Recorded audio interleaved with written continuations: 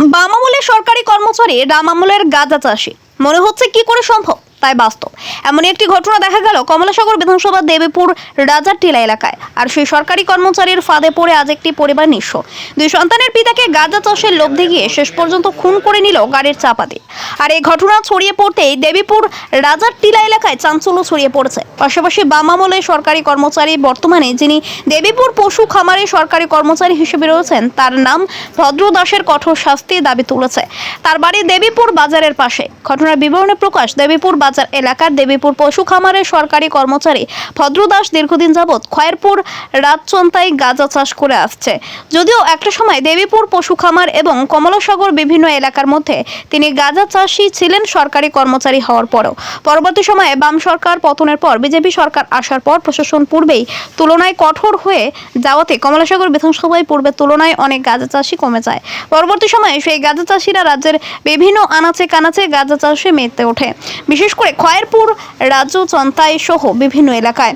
এদিকে সরকারি পশু খামারের চাকরিরত অবস্থায় ভদ্রদাস দেবীপুর রাজারটিলা এলাকার অজিত সরকার এবং জগদীশ সরকার দুই ভাইকে পার্টনার হিসেবে বেছে নেয়। এদিকে সূত্রের খবর, গত বছরও ভদ্রদাস 18 লক্ষ টাকার অধিক গাঁজা বিক্রি করেছেন রাজচন্তায় এলাকা গাঁজা চাষ করে। আর সেই লোভে এবছরও ওই এলাকার দুই ভাই জগদীশ সরকার আর অজিত সরকারকে নিয়ে গাঁজা চাষ করার জন্য উদ্যোগ নেয়। যথারীতি কমলাসাগর এলাকা থেকে গাড়ি বোঝাই করে গোবর নিয়ে গাঁজা বাগানের উদ্দেশ্যে রওনা দেয়। এদিকে প্রত্যেক দিনের মতো গত শনিবার একটি বোলেরো গাড়ি করে কমলাসাগর থেকে রাজচন্তাইয়ের উদ্দেশ্যে রওনা দেয় সরকারি কর্মচারী ভদ্রদাস, তার পার্টনার দুই ভাই জগদীশ সরকার ও অজিত সরকার সহ গাড়ি চালক। একটা সময় সেই গাড়ির মধ্যে প্রচুর পরিমাণে গোবর নেওয়াতে একটি রাস্তা বড় ধরনের আপ হওয়াতে সেই গাড়িটি উঠতে সমস্যা হচ্ছিল। পরবর্তী সময়ে চালক গাড়ি নিজ আয়ত্তে রাখতে না পারায় গাড়িটি মুহূর্তের মধ্যে উল্টে যায়। গাড়িতে থাকা দুই ভাই অজিত সরকার ও জগদীশ সরকার এবং সরকারি কর্মচারী ভদ্রদাস ছিল। পরবর্তী সময়ে উল্টে গিয়ে গাড়ির নিচে চাপা পড়ে যায় অজিত সরকার নামে সেই গাঁজা চাষী। মুহূর্তের মধ্যেই তার নাক মুখ দিয়ে এবং মাথা ফেটে রক্ত ঝরতে থাকে। যদিও ওই সময় সরকারি কর্মচারী ভদ্রদাস এই ঘটনা হওয়ার সঙ্গে সেখান থেকে পালিয়ে যায়। পরবর্তী সময়ে গুরুতর আহত অজিত সরকারকে নিয়ে আসা হয় জিবিপি হাসপাতালে। পরে ডাক্তার তাকে মৃত বলে ঘোষণা করে, কিন্তু খুঁজে পাওয়া যাচ্ছিল না সরকারি কর্মচারী ভদ্রদাসকে।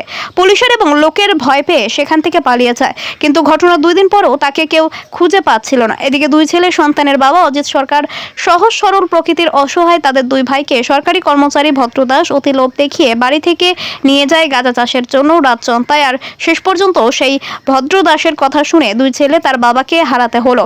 এদিকে প্রশ্ন উঠছে, একজন সরকারি কর্মচারী হয়ে কি করে সরাসরি গাঁজা চাষে মেতে উঠেছে? এখন প্রশাসন কোথায়? এদিকেই সূত্রের খবর, ভদ্র দাস কিছু চুনোকটি নেতাকে হাত করে কি করে তা ম্যানেজ করা যায় সেদিকেই মেতে উঠেছে। যদিও পরিবার সূত্রে খবর তা মানতে নারাজ। ভদ্র দাসের কঠোর শাস্তি দাবি তুলেছে এলাকার জনগণ। সরকারি কর্মচারী হয়ে এদিকে গাঁজা চাষি, আবার অন্যদিকে অসহায় পরিবারকে বাড়ি থেকে ডেকে নিয়ে লোভ দেখিয়ে জীবনদীপ নিভিয়ে দিল।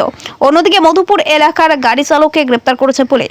গতকাল আমার কাছে একটা থানাতে ইনফরমেশন যে রাজচন্দ্র বাজারে একটা গাড়ি উল্টে গেছে, গাড়ি অ্যাক্সিডেন্ট হয়েছে। তখন আমরা সঙ্গে সঙ্গে যাই। তো এই ঘটনাস্থল থেকে আমরা অজিত সরকার নামে কমলাসাগরের বাসিন্দা এক ব্যক্তি ফায়ার সার্ভিস আহত অবস্থায় উদ্ধার করে এখানে জিবি হাসপাতালে আনার পরে অজিত সরকারের কর্তব্যরত চিকিৎসক মৃত বলে ঘোষণা করে। আর আপাতত আমরা যে বোলেরো পিকআপ ভ্যান, ওই গাড়িটারে আমরা আটক করছি। আমরা ডিটেন, বাকিটা তদন্তের পর বুঝা দেব। আর মৃত ব্যক্তির নামটা কি?